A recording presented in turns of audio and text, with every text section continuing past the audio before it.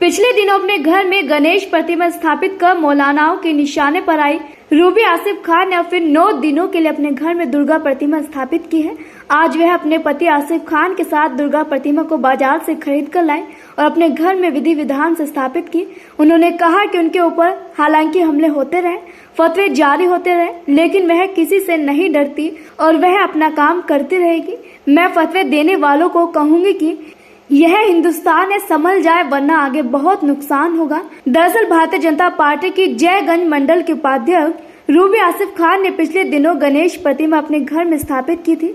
उसके बाद उनके खिलाफ मौलानाओं ने फतवा भी जारी किए, लेकिन वह पीछे नहीं हटी। उन्होंने 7 दिनों तक गणेश प्रतिमा को अपने घर पर रख उसका विसर्जन भी विधि विधान से नौरारा जाकर किया था। अब नवरात्र शुरू हो चुके हैं। रूबी आसिफ खान फिर से दोनों धर्मों में आस्था दिखाते हुए आज दुर्गा प्रतिमा को बाजार से खरीद कर लाए और अपने पति के साथ विधि विधान से उसको स्थापित किया। अब वह 9 दिनों तक व्रत रखेंगी और उसकी पूजा करेंगी और उसके बाद उसका विसर्जन करेंगी। मीडिया से बात करते हुए रूबी ने कहा कि आज मैंने दुर्गा माता रानी की मूर्ति की स्थापना की है 9 दिनों के लिए और मेरे मन में शुरू से ही आस्था है पूजा अर्चना की। मैं सभी तरह के त्योहार मनाती आई हूँ। मुझे अच्छा लगता है कोई भेदभाव ना रहे किसी के भी बीच, हिंदू मुस्लिम सब एक रहे। माने माता रानी से प्रार्थना की है कि इस देश में चैन सुकून अमन शांति इसी तरीके से रहे, सारे भेदभाव खत्म हो जाए। मैं अल्लाह ताला से यही दुआ करूंगी कि भेदभाव खत्म हो और ऐसे मुल्ला मौलवी जो पूरे देश को बर्बाद करना चाहते हैं उनको भगवान समझा दें। माता रानी से यही मांग है कि उनके दिमाग में यह बिठा दें माता रानी की हम सब एक हैं और हमें सारे त्योहार को मनाना चाहिए। ईद व दीपावली सब मिलकर मनाएं और किसी तरह का कोई भेदभाव ना हो। मैंने 9 दिन के लिए माता रानी की मूर्ति की स्थापना की है और 9 दिन पूरे व्रत भी रखूंगी। जैसे रमजान में रखती हूँ इसी तरीके से नवरात्र में भी रखूंगी। पूरी आस्था के साथ और पूरी जिम्मेदारी के साथ मैं 9 दिन बाद उसका विसर्जन करने जाऊंगी। मुझे बिल्कुल धमकियां मिलती है, मैं ऐसा इसलिए करती हूँ कि मुझे इन चीज़ों से अच्छा लगता है। इन जिहादियों का काम है फतवे देना और डराना, धमकाना, सिर्फ एक तरफा मुस्लिम कहना और कहलाना। यह भेदभाव खत्म इसी तरीके से होगा, एकता इसी तरीके से होगी जब मैं कुछ काम करूंगी, जब मेरे सारे भाई बहन हम मिलजुल कर रहें, इस देश में अमन शांति बनी रहे। मैं चाहती हूँ कि इन मौलानाओं के साथ में ऐसी कार्रवाई हो जो बहन बेटियों को दबाना बंद कर दे और मेरे भाइयों को ना रोका जाए जो ये करना चाहते हैं। मेरे साथ में कई लोग हैं जो खुलकर आना चाहते हैं, वह डरते हैं क्योंकि उनको लगता है कि जो मेरे साथ हो रहा है वह उनके साथ ना हो। लेकिन मैं तो जिद्दारी से खड़ी हुई हूँ, ऊपर वाले और भगवान पर विश्वास रखकर कि भगवान ने चाहा कुछ नहीं होगा। लेकिन पहले भी हमले हो चुके हैं, इसी तरीके से लगातार हमले हो रहे। और आज जो दुर्गा माँ की मूर्ति स्थापित की है, पिछले दिनों विवादों में भी रही हो आप, तमाम लोगों के निशाने पर हो, बावजूद फिर ऐसा क्यों कर रही हो ये सब? आज मैंने दुर्गा माता रानी की मूर्ति की स्थापना की है 9 दिनों के लिए और मेरे मन में बहुत मन से शुरू से ही आस्था है पूजा अर्चना की। मैं सभी तरह के त्यौहार मनाती आई हूँ और मुझे अच्छा लगता है कोई भेदभाव ना रहे किसी के भी बीच, हिंदू मुस्लिम सब एक से रहें। मैंने माता रानी से यही प्रार्थना की है कि इस देश में चैन सुकून अमन शांति इसी तरह रहे, सारे भेदभाव ख़त्म हो जाएं। और मैं ऊपर वाले से अल्लाह ताला से भी यही दुआ करूँगी कि भेदभाव ख़त्म हो जाएं और ऐसे मुल्ला मौलवी हैं जो पूरे देश को बर्बाद करना चाहते हैं वो उनके समझ दे, ऊपर वाला उनको अकल दे। माता रानी से यही कृपा है कि उनके दिमाग में ये बिठा ले माता रानी कि हम सब एक हैं और हमें सारे त्योहारों को मानना चाहिए। ईद दीपावली सब मिल मिलकर मनाएं और किसी तरह का कोई भेदभाव ना हो। और मैं 9 दिन के लिए मैंने माता रानी की मूर्ति की स्थापना की है और 9 दिन पूरे व्रत भी रखूँगी। जैसे रमज़ान रखती हूँ इसी तरह के व्रत भी रखूँगी, पूरे आस्था के साथ और पूरी जिम्मेदारी के साथ। विसर्जन करने कब जाएंगे फिर आप? हाँ, 9 दिन बाद। ये बताइए, आपकी मूर्ति को लेकर आप लगातार विवादों में बनी हुई हैं, यानी तमाम जो लोग हैं तुम्हें धमकियाँ मिल रही हैं, फिर ऐसा क्यों करती हो? बिल्कुल मिल रही हैं धमकियाँ और ऐसा मैं यूँ करती हूँ कि मुझे इन चीज़ों से अच्छा लगता है, डर नहीं लगता। इन लोगों का काम है जिहादियों का फतवे देना और डराना धमकाना सिर्फ एक तरफा मुस्लिम मुस्लिम कहना कहलवाना, ये भेदभाव ख़त्म इसी तरह होगा। एकता इसी तरह बनेगी जब मैं आगे कुछ काम करूँगी, यही कि मेरे सारे भाई बहनें सब लोग हम मिलजुल कर रहें, इस देश में चैन और अमन शांति बनी रहे। मैं तो चाहती हूँ इन मुल्लाओं के साथ में तो ऐसे कार्रवाई हो जो ये बहन बेटियों को दबाना बंद कर दें और भी मेरे भाइयों को इन चीज़ों से रोकें जो ये करना चाहते हैं। कुछ लोग ऐसे भी हैं मेरे साथ में, वो खुल के आना चाहते हैं लेकिन वो डरते हैं। वो इसलिए डरते हैं कि कहीं जो मेरे साथ हो रहा है उनके साथ ना हो।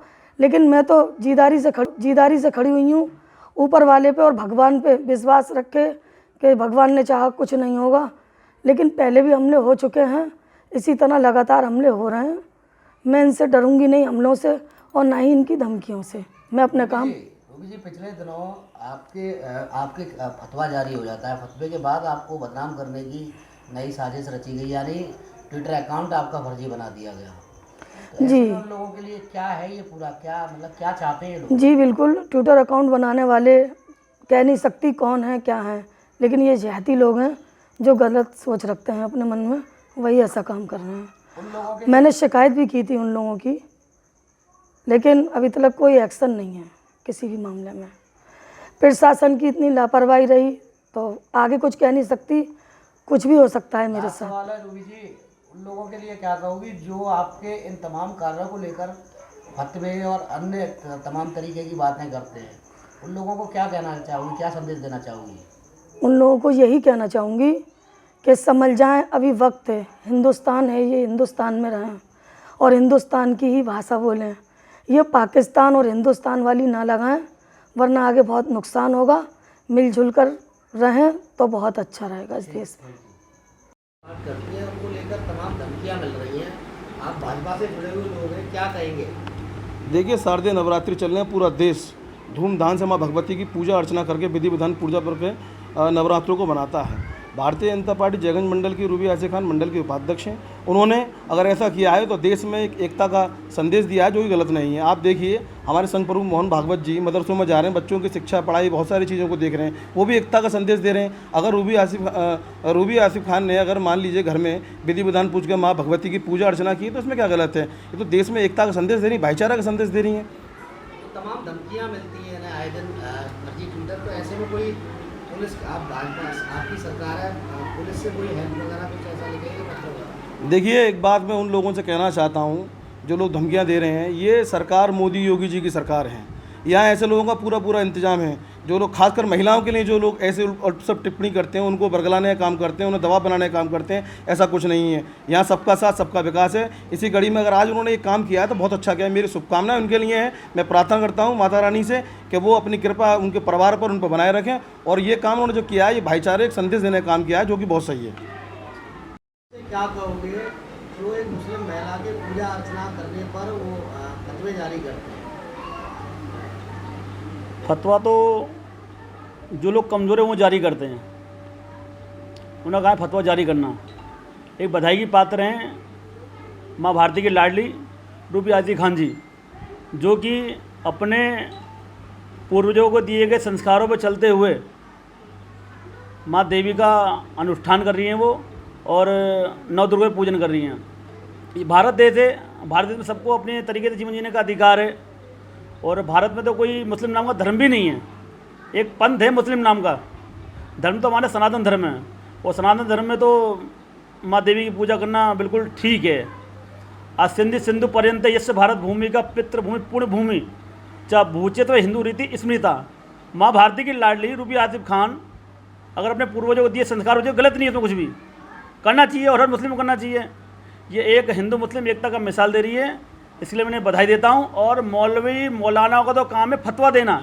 एक 6 वर्ष की बेटी के संग रेप हो जाता है उसी मुस्लिम चाचा के संग, उन चाचा के द्वारा, फूफा के द्वारा, वहाँ किसी मौलाना द्वारा कोई फतवा नहीं दिया जाता है। क्यों? उनके लिए वो जायज़ चाहिए। लेकिन एक बेटी जो कि सभी धर्मों का सम्मान करते हुए, हिंदू मुस्लिम एकता की मिसाल देते हुए माँ देवी का अनुष्ठान कर रही है, उसके लिए फतवा जारी करती है, ये फतवा जारी करते हैं, ये एक गलत चीज़ है।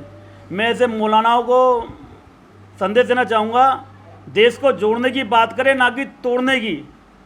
और आप भी देख सकते हो कि पिछले दशकों से किसी मौलाना ने देश को जोड़ने की बात नहीं की है, उसने देश को तोड़ने की बात की, उसने तलवार चलाने की बात की, उसने कलम चलाने की बात नहीं की।